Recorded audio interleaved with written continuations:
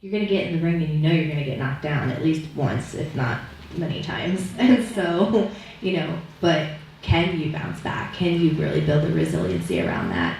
And I actually used to say a few years ago, like, okay, you know what? Took a loss. My bounce back rate is 100%. I got to bounce back. Who's ready for some Girl Talk? Welcome to Girl Talk. I'm Nicole D. Miller, author, blogger, speaker, hybrid book publisher, and your host. At Girl Talk, we are a safe space for female leaders to engage in healing and edifying conversation. This is your Me Too, empathetic corner, where we have authentic and transformative dialogue designed to uplift and connect high-achieving women like you. Are you looking for a safe space to cultivate sisterhood with other like-minded female bosses? Leave your cape at the door and join the conversation. Hi guys, and welcome back to Girl Talk. I'm your host, Nicole D. Miller. Today's episode, Women Who Bounce Back, is one for every woman who's faced the storms of life and wondered, how do I rebuild? Joining me are 4 female leaders who've been where you are and can relate to how you're feeling. Butter Khan, Jennah Lear, Secret James, and Lisa Evans.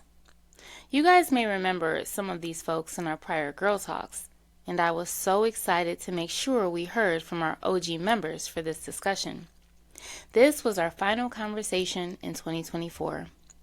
By then, we had grown in our platform, but regardless of how much public recognition we receive, I always want to make sure Girl Talk stays true to our core mission, and that's to cultivate an atmosphere of sisterhood through transparent dialogue from high-achieving female leaders like you.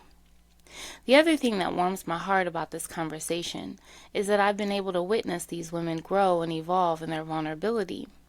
I've prayed for the walls in our city to come down, and at the end of 2024, I got to see my prayers answered.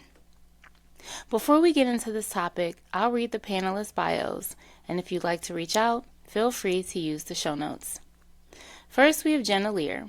Jennah is the owner of Blue Louie Studio.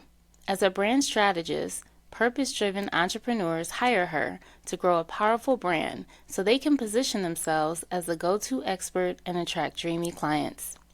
Jennah is the author of Market Your Magic, now available for sale. You can follow her at Blue Louie Studios.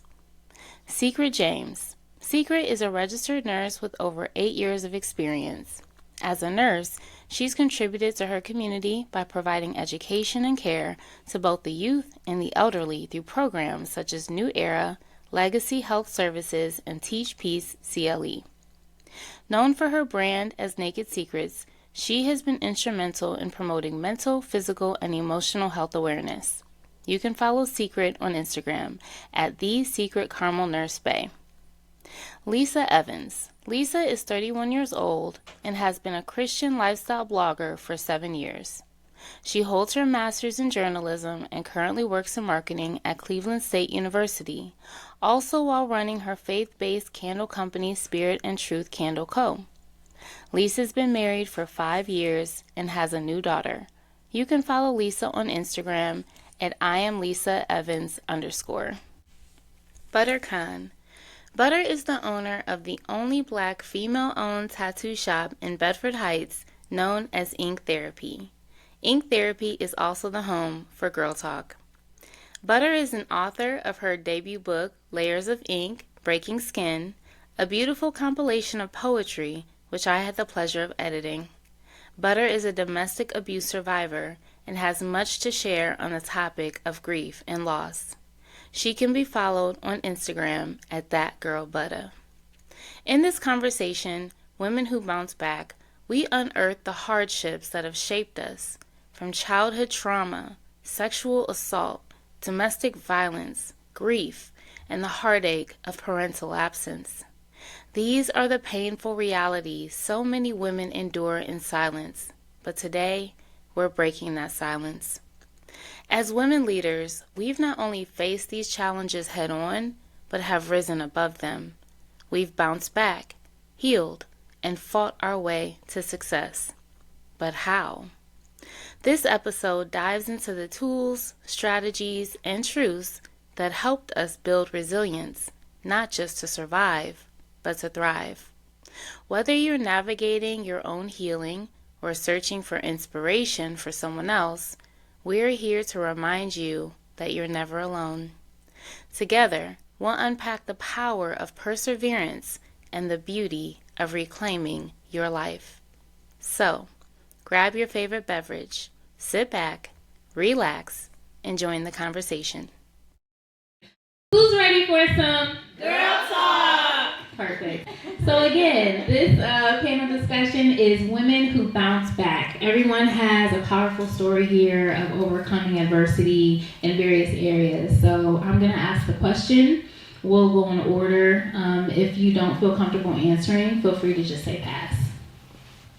So the very first question is, what is your definition of bouncing back and why? Okay, so to me, my definition of bouncing back is being able to adapt, but not only being able to adapt to just every tumultuous situation that could come up, but also learning how to thrive in those situations. So for me, bouncing back is when you hit rock bottom, but you slingshot back up. Ooh, okay, slingshot poet. Yes.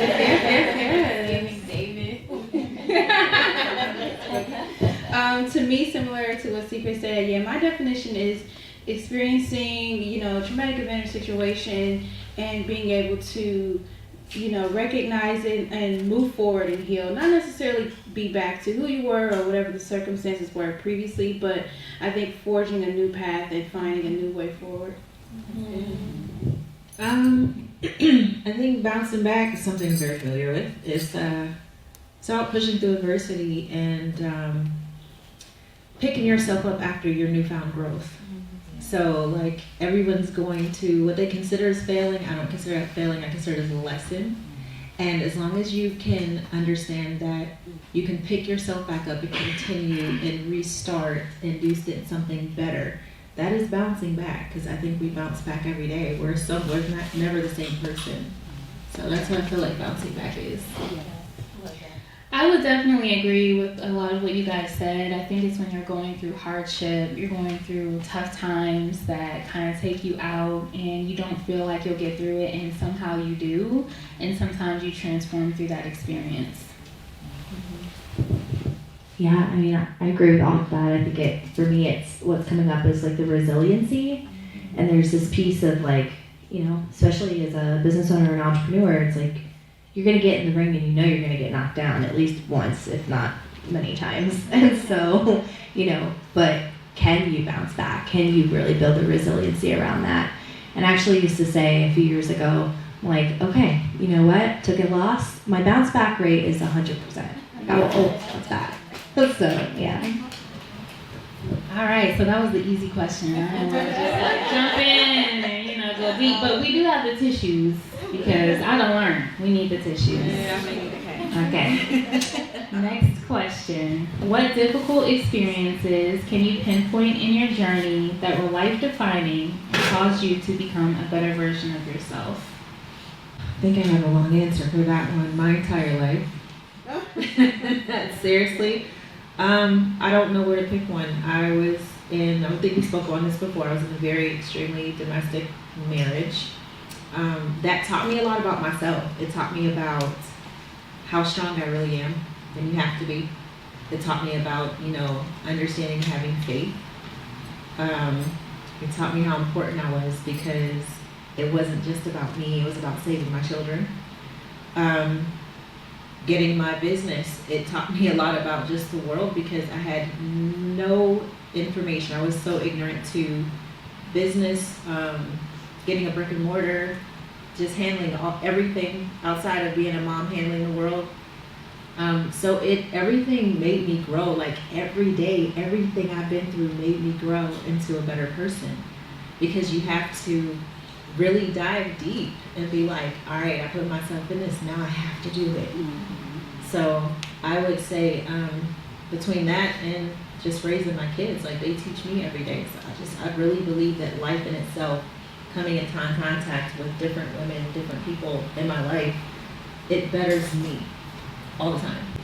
Yeah, I think for me, I have a few kind of pivotal moments in my life. One extending from me being adopted at 10 months old. I think that was the start of the just series of events that I've had to bounce back from, because being adopted, really no matter how old you are, because I have a biological sister who's 10 months younger than me, and she was adopted from birth, and we have similar struggles, even though she was never lived with our biological family. So being adopted it seems like it's an automatic start at negative, because you have this abandonment, being pulled away from your biological parents, which is traumatic in itself. So on top of that, I experienced abuse in that home for those 10 months before I was adopted.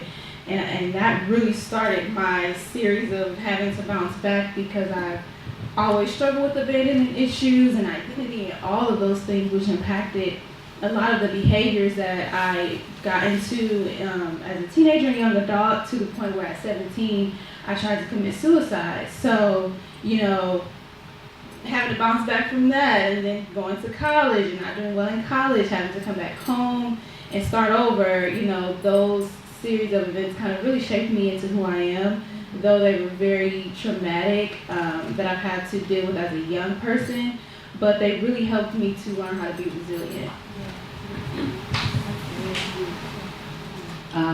So very similar to Lisa. I feel like, or really to Butter, I think all of us, honestly, I feel like the experiences were lifelong. Just being born as a woman and then being born as a Black woman down south, it has always been an experience or something for me to bounce back from. For me personally, I experienced sexual assault from a very young age, and with that, a child came. So, I had to bounce back from being the 19-year-old mom to raise a child, and not really wanting to have kids, but also not knowing how to have kids, or how to be a mother. And so when you're bouncing, that experience in itself it caused me to bounce back, but then it also caused me to further experience more trauma, because you then don't know your worth. Then you have to find that. Then you have to build that. I have tissue. I'm always just a crybaby. And tears are healing. Yeah. They are, and that's why I cry, because I've always been so tough. I have never cried as much as I've cried in the past year. I'm 31. When I turned 30, I started crying. So before then, I was not a crier. I grew up in a household full of all boys. I'm the only girl amongst brothers. My parents decided at 18 to have a girl, so I was never allowed to cry. I was never allowed to be sensitive. So I cry now, but before, no, I was rough and tough with my Afro puffs.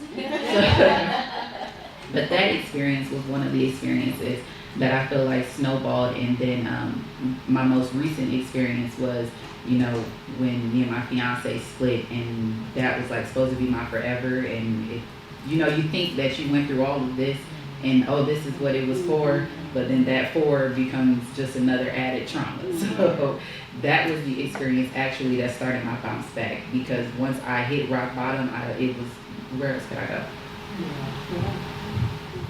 Thank you for your vulnerability. It's so needed. Like, we need to unearth those things that are in our bodies. I feel like they can become toxic if we're not releasing them. So, Yeah, thank you, ladies, because just in like the short time that you were talking, I'm like, okay, that gave me the confidence to like actually go there and like open up, right? And I think we all kind of have those deep moments. So for me, I think one of the most pivotal things that defined who I am now, like who's made me who I am now, is I've been on my own since 17. And when you look back and you're like entering the world at such a young age and don't know where you're going or what you're doing, you just operate in survival mode. And you can make some really cool things happen in survival mode, but I don't think that's the goal. The goal is to really live a life that's within this realm of thriving. And last year for me, I took my foot off the brake, and I had never given myself a break since 17, actually since about 15. I've been working full time. Last year I stopped working, and I just, I think I maybe worked 10 hours a week, if that, for a whole year. It was like the biggest gift ever. And it really like you had said, like it introduced me to this piece of like, oh, I actually am worthy of a soft life. Like I'm worthy of it. And it took 34 years, you know, within that path to be able to accept that for myself, you know, so yeah. Wow, definitely going to use that term, worthy of a soft life. And I just feel like we all have kind of had these struggles of feeling unworthy, whether it was abandonment or rejection or neglect. I'll share, I think the first major big thing that I was not as consciously aware of was my father not being in my life. I definitely see how that impacted me as a child and my dating choices and experiences. So as a young woman, I fell in love and chose a man like my father, but I didn't know my father, so I didn't know that. And it was toxic and unhealthy and almost shattered me, but it inspired my very first book, How to Overcome Heartbreak, Recovering from Misguided Love. So that was God showing me that he would turn my pain into purpose. Another big event that happened that helped shape me was losing a really dear friendship. So we were very entangled in each other's lives. But because I had shifted from my breakup to that friendship, I had a lot of codependency. I didn't even know that word at the time, right? So it was me reading these books, Holy Spirit leading me to the right counseling sources for me to even look at my issues, attracting these unhealthy friendships and relationships. I definitely felt like letting go of different relationships, male relationships that I wanted, breakup after breakup after breakup. And then, of course, my mother transitioning was huge. So I feel like facing these different big losses in my life kind of brought me to my knees. But then tapping into my community, tapping into my faith, and taking it one day at a time helped me have a space to birth something beautiful, which is my businesses, the creative writing. I would say in my career, there was a really, really hard shift at the last company that I worked for. I was facing a lot of racism. I was being minimized. I was being overworked. And that experience was very traumatic, and it literally happened right before my mother's transition. So that season by itself was difficult. I had something called fibroids, which a lot of women deal with, a lot of Black women deal with. So I was dealing with, am I gonna have children, having to have surgery? So I just think like sometimes the perfect storm can happen in our lives. But for me, I'm just grateful that there's always been these anchors of my community and my faith to keep me rooted and grounded.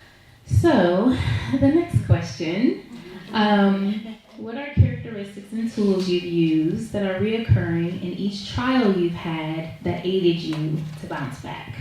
And the reason I ask this is because I think when you're a successful person or a resilient person, there's things that you do naturally that you don't even analyze, right? Yeah. But it causes you to be successful, and other people are not aware, like they're struggling, like what did you do? And you just kind of did it like breathing. Yeah. So I just kind of wanted us to look at ourselves and be like, what did I do that helped me get through that? I have a couple of things I do realize that I do. I'm sure there's a lot that I don't. Number one is I look at my kids. I realize that they're watching me all the time. They are literally my everything. I will talk about them to the earth's end. But just watching them and knowing how they watch me and how loving they are. I'm like the luckiest woman in the world, I swear. I really am. They're so beautiful. But just knowing that their lives were in my hands at some point. They're grown now, but that was my responsibility. No matter how hard I wanted to quit, like at my wit's end where I didn't feel like I had no more purpose here. They were the only things I could hold on to. And it was like, well, who would be dealing with them? You know how no one could clean your house like you could clean your house? Yeah. It's like, okay, now you ain't gonna take him to his game. It's like, that, never mind. You don't even know what he like to eat. Like, never, okay, you know what? I need to just stick around because this ain't gonna work because I can't leave my kids on my right. Another thing that I realized my go-to is my art. My art has been my world where I belong. When I didn't feel like I belonged, I always created something. Like everyone's like, what don't you do? And it's like, I don't do a lot, but I'll try anything. And it literally gives me a sense of peace. And I used to be like, why do I pick like the hardest stuff to do all the time. Like, I can't come up with nothing simple like the dude that made the little umbrellas and the drinks. You know what I mean? Like, I can't just get a toothpick and some paper and be like, yo, I'm a millionaire. Everything I do is tedious, but it's created from everything I'm going through. And it's something really beautiful comes out of it. And then I get to touch other lives, and then it gives me my purpose. So right now, I get to literally touch the lives of people throughout the entire world that share a piece of me. And in return, they get to share a piece of them with me. So my art is literally like, I call myself an international mobile museum because I have pieces of people's story. And they have a piece of me, and I know I left a mark on the world, and that's what keeps me going. So one of the characteristics I believe I picked up during my time with my biological family was kind of being a fighter, being kind of stubborn, headstrong, which can be, you know, everything can be negative and everything can be positive. But I picked up that characteristic because my biological parents were not around even to give me food. So I had to find food wherever I could. And I remember my adopted mom, who I call my mom, she would tell me when I moved with them that I would like hide food because I was so used to doing that in my home because they weren't feeding me, they weren't really giving me attention. So that really created a very strong young woman, and I believe even subconsciously that's what I used to get through all of these situations because it's like I realized it was just me. You know, I had, even at a young infant newborn, I only could rely on myself. Now that can be very toxic at times because that's my go-to. That's what I turn to in my marriage, in my relationship with my parents, my family and friends. I just go back to that place of, it's just me. So I don't have another choice. I have to keep going with what I feel I need to do. So that's a characteristic that I believe I picked up. And I use it for positive because I'm realizing that it's a positivity about me. Left unchecked, it can become negative. The other tool that I use is my faith in God. And even when I didn't even know God, He was there because there's no way you can tell me all of the things I've been through, trying to commit suicide and surviving, that God wasn't, you know, guiding my path and He was with me. So I also use Him as a tool to get through those tough times because the voices that I heard when I didn't know it was God telling me to keep going, telling me that you are worthy, even though I wouldn't believe it, it kept me going through those hard times. Yeah. It's just so amazing hearing just different stories because we've all encountered each other at some point in time, but we don't know each other. Right. And so it's amazing to hear these stories and then think in my head, like, oh, this what I relate. Okay. You know? Because for me, it's the same. My kids were always a driving force for me, more so because of the fact that who's gonna raise them like me? Nobody even raised me, so who's gonna raise my kids like me? And then also God, I have recently turned to religion and started building my own personal relationship with God. Though I was raised in the church, I'm a preacher's kid, but I steered very far away from the church, just because, you know, what happens in the church. But for me, the crazy thing about it is spite. Spite has been my tool because you will never catch me in the same spot you thought you left me in. So I know it might sound bad, but that really has been what it was for me. I have always been counted out. I have always been looked over. I have always just been the underdog my entire life. I'm okay with that because I've always excelled. Just because I know that there's someone out there that's saying she ain't gonna do it. And I know that when I hit rock bottom a few years ago, I know that there was a lot of people saying, I mean, I was the villain. I was the big bad wolf. And I was okay with that. I wore that cape for a very long time. I just decided 2 days ago, I'm done being your villain. But it was spite. Spite got me through. Spite helped me graduate. Spite helped me get my bachelor's. Spite helped me be a better mom. Spite helped me buy that house, move the house, buy another one. Spite. Because I just don't care what you gonna say about me. If I'm gonna be a bad guy, I'm gonna be the best one. I respect that so much. I learned last year in my off year about rage, and that rage deserves a seat at the table too, and she's very powerful, and there needs to be space for her in your life too. That's very healing. So the big thing for me, I think, was boundaries. Setting the boundaries of like, what works for me, what serves me, and what doesn't serve me, and what doesn't work for me. And if someone in my life doesn't respect that or understand that, then they don't get to be a part of this like magic that I am and that I'm creating every day. And then also either completely they don't get to be a part of it, or they can love from afar. And so it's made my road kind of lonely, to be honest. But I'm also really full from this place of like, I've created a life and a space that's peaceful, because why don't we get to live that way, right? But it meant really setting some hard boundaries for people who don't want to respect that. And so, you get to be okay with that. And so I really made peace with that around the boundaries that I've set, because it's the self-respect that I have from that, the trust that I gained from that, the love, the self-love that I've gained from that. So that's my answer. So I definitely resonate with everything you guys said. I feel like there's a theme of the type of person who kind of endures. I think there's this natural tenacity and fire that we carry, and my godmom and I were kind of talking, and I was going through something really difficult, and she's just like, how are you just, the word she used was like tenacious, like you just won't let it go. Like she's like, other people would have just walked away, but you just keep. I'm like, I don't know, there's just this thing for justice in me, and I know you've used the word scrappy, so that was going through my head listening to them share. It's like, and I get it. Seeker, when you were like, despite, like, I don't know if it's because I'm an Aries or what, but I am like, I will win. Especially after a breakup. Like, you will not see me slipping. And next time you see me, I'm going to be better. That's just what it's going to be. I'm going to win. Okay? So anyways, all of that was going on in my head.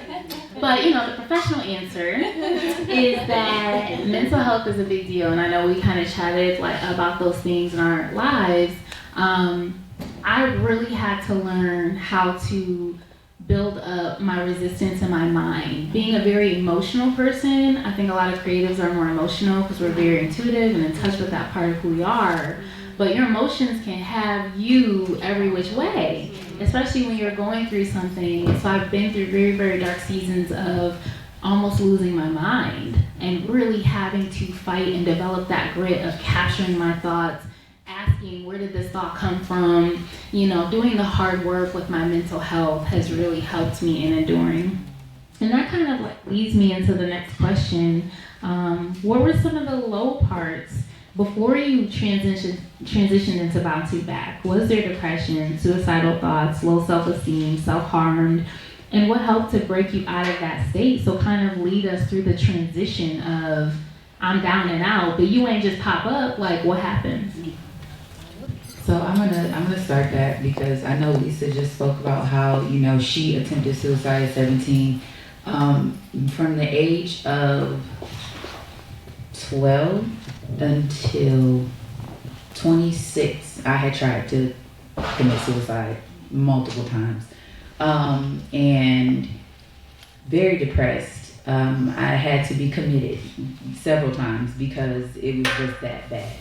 But it wasn't in the sense of I did not want to be here. It was more so in the sense of I just wanted it to stop. And Nicole made a lot of sense when she just said that creatives are a lot more intuitive. And I am. I've always been the person who feels everything that everyone goes through, and then I try to fix it because I feel it, but I don't know why I feel it. So I'm trying to fix it, but then that pushes them further away, and now that just triggers my abandonment issue. And now I go down this spiraling tunnel of, well, I'm not good enough, I'm not worthy, I'm unlovable, I'm this, I'm that, and I just completely tear myself down. Somehow in the tearing of that down, I do end up bouncing back, but it's the fact that I had to hit so many rock bottoms before I could ever even catapult myself into my next phase. So for me, it was a very long stint of depression and suicide attempts and a lot of mental health. If it wasn't for getting the mental health portion of it right, I don't think I would still be here.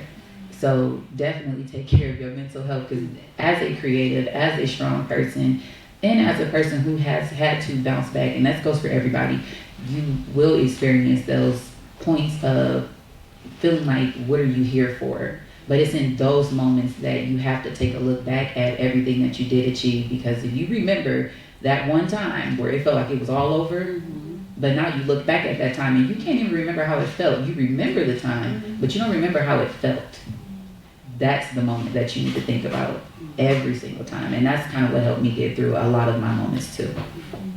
I'll share on this. I feel like, so I have ADHD, I'm neurodiverse, and I just learned this about myself, and like, that I'm not crazy, and that just my mind just works different. Last couple of years, so I've really been doing a lot of healing and had a lot of grace around what that means and how I operate and all of that. But I think, before really understanding that that's where I was, there was a lot of times where I really had moments where, I was just constantly told I was wrong. Like, I operate wrong, and like, I'm doing things wrong. I'll never keep a corporate job. I'll never do this. I'll never do that. And it really kind of beats you down. If you're constantly hearing these like same messages over and over, you start to believe them, even when you're really, really resilient, And so there's these pieces where it's like, okay, what gets to contribute to how I take care of my mind? And for me, it's been really diving deep into like, okay, do I believe all of these messages I'm receiving right now are true? And really questioning the truth of what's happening in my head and in my heart. And most of it's bullshit, to be honest. Like, it's bullshit from other people, and it's bullshit about the stuff you make up in your own head. And so, I think therapy's great, but for me, my road's really been a lot of like emotional intelligence training and leadership training, and really diving deep into even in the woo. I don't know if you're into woo, but like the ancestral healing side of things. Like, I've learned a lot about the women on my dad's line, and healed a lot of things there. And so there's just these pieces around where I think like when you're in these dark places, like really questioning the space that you take up in the world, and that you're here for a reason, even if you don't know it yet. And also like, what pieces can you seek out to support you in that, whether it's faith, whether it's ancestral work, whether it's woo and go sit under the moon. I'm all for it, right? Like, whatever helps you, and it doesn't matter how crazy it looks to someone else. You got to take care of you, and within that, you can really truly heal some beautiful, deep wounds, deeper than anyone's ever really going to see on the outside. So, yeah.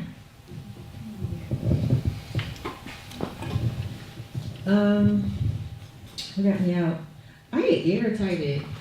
Like, okay, so let me explain. I'm a Taurus. People think it's stubborn. They think we're stubborn. Let me explain this for all the Taurus. Let me explain it for all the Taurus. We're not.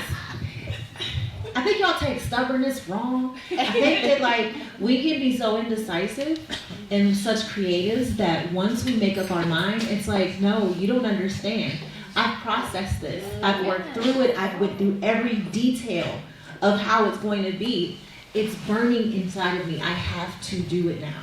So what helps me get out of my record self, like I'm a deep empath.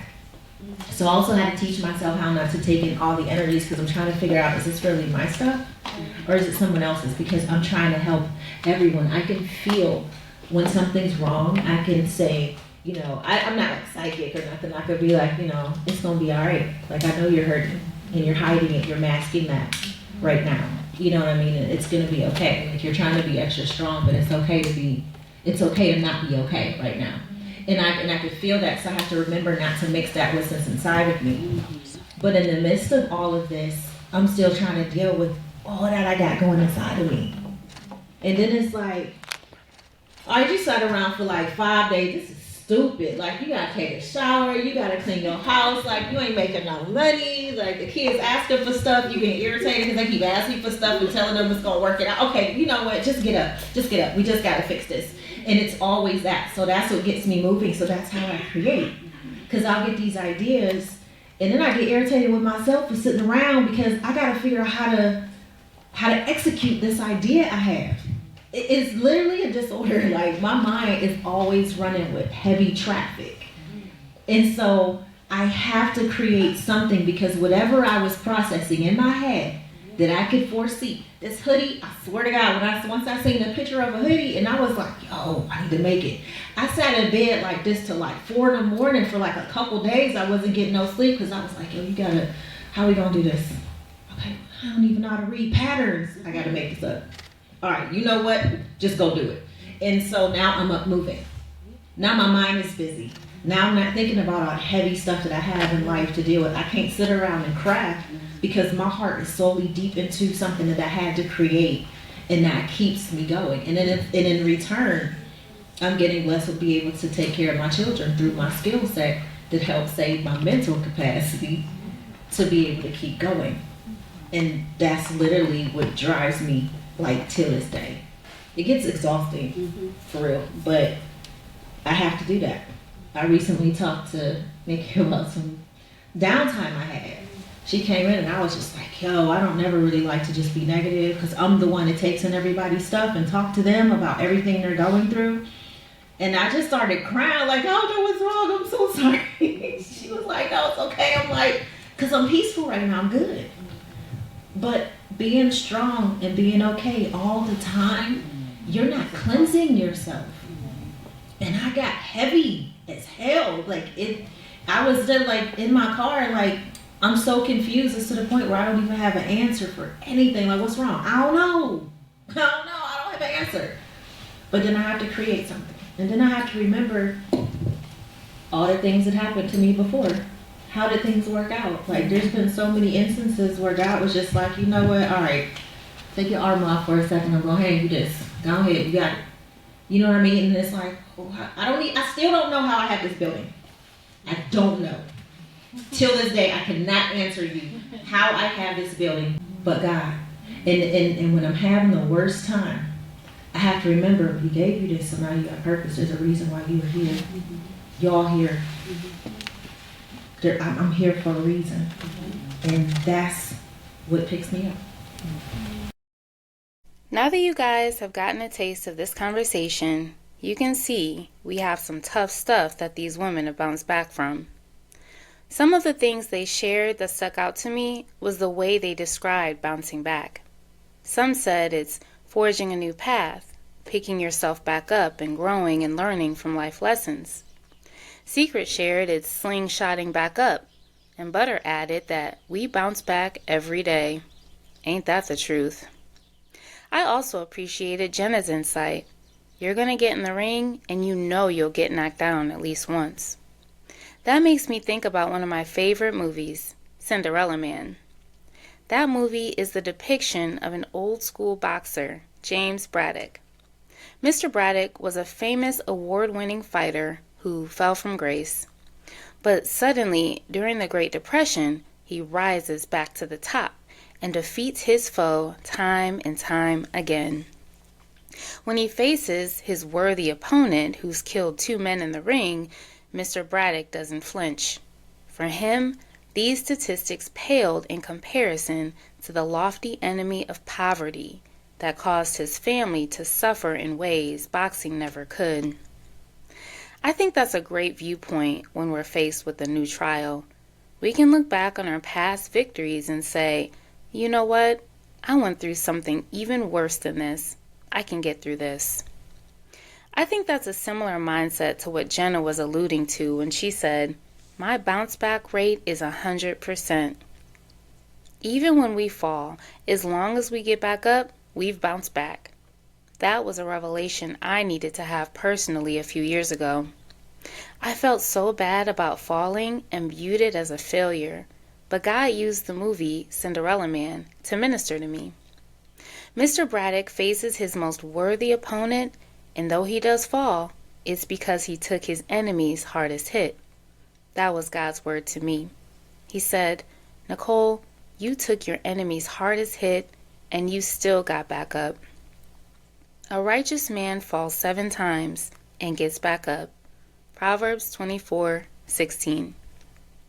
I hope that encourages you today, friend. Make sure to continue being encouraged by tuning in to part 2 of women who bounce back. And in the meantime, feel free to ponder on some of our questions from this discussion. What is bouncing back to you? What difficult journeys caused you to become a better version of yourself? What did you learn? What changed about you? What are your anchors during life's storms? Some mentioned in this chat were loved ones, creativity, faith. What were some low parts before you bounced back? Some of the tips we shared in order to bounce back were growing in emotional intelligence, doing ancestral research or work, questioning your thoughts, give space to rage and anger, use boundaries to protect your peace. I'll close out this segment with a quote from Butter. It's okay to not be okay. Here at Girl Talk, we want to rewrite the narrative of what feminine strength looks like. We value self-care, rest, and being honest with our emotions.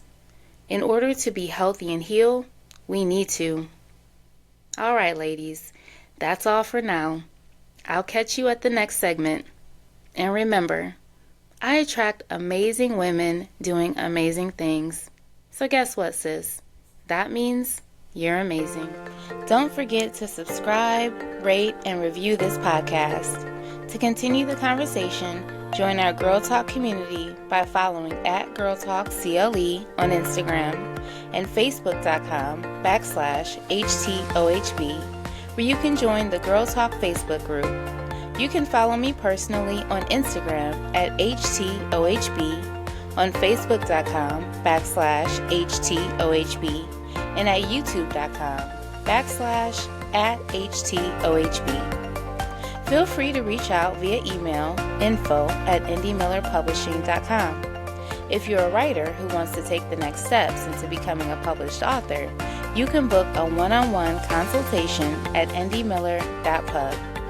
Just let me know you heard about my publishing house through Girl Talk, and I'll give you a 50% discount on our one-on-one. If you'd like weekly inspirational nuggets, you can subscribe to my blog and monthly newsletter at NicoleDmiller.com, where you can learn more about me and my writings.